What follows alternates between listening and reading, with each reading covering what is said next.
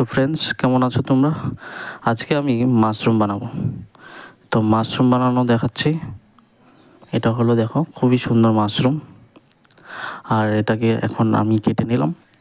কেটে নেওয়ার পর এখন ভালোভাবে এটাকে ধুয়ে নেব। এই গামলাতে জল দিয়ে ভালো করে এটাকে ধুয়ে নেব। ধোয়ার পর ভালো করে এটাকে চিপড়িয়ে নিতে হবে, যাতে জল না থাকে এটাতে। তারপর এখন এটাকে ভালো করে বয়েল করতে হবে।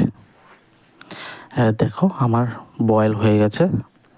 এখন এটাতে আদা বাটা, তারপর একটু জিরে বাটা, আর আমরা একটু ঝালটা বেশি খাই, তার জন্য একটু বেশি করে লঙ্কার বাটাটা দিয়ে দেবো।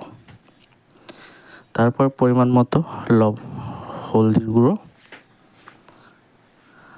তারপর পরিমাণ মতো লবণ দিয়ে দেবো।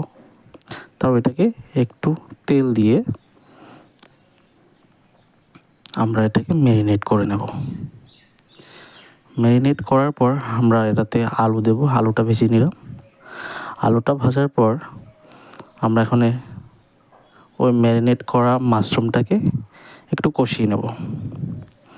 কষিয়ে নেওয়ার পর এটাকে নামিয়ে নেব ভালো করে। নামানোর পর আলু আর ফুলকপিটা আবার ভালো করে কষিয়ে নেব মশলা দিয়ে।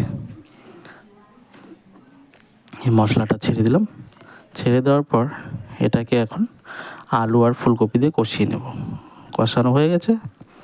কষানো হওয়ার পর মাশরুম আর এইসব একসাথে দিয়ে ভালো করে কষিয়ে নিয়ে এটাতে জল দিয়ে দেবো। এখন পরিমাণ মতো জল, বেশি জল দেওয়া যাবে না, কারণ বেশি জল দিলে মোটেও স্বাদ হবে না।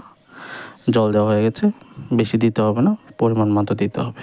তারপর ভালো করে এটাকে একটু শুকিয়ে নেব। শুকানোর পর আমাদের মাশরুম রেডি হয়ে যাবে। আর খুবই সুচাই, এটা আমাদের একটা সিক্রেট মশলা। এটা মশলাটা দিয়ে আমাদের মাশরুম রেডি। এটা এতটা স্বাদ হয়েছে ফ্রেন্ডস, আপনারাও এইভাবে বানিয়ে দেখতে পারেন ঘরে।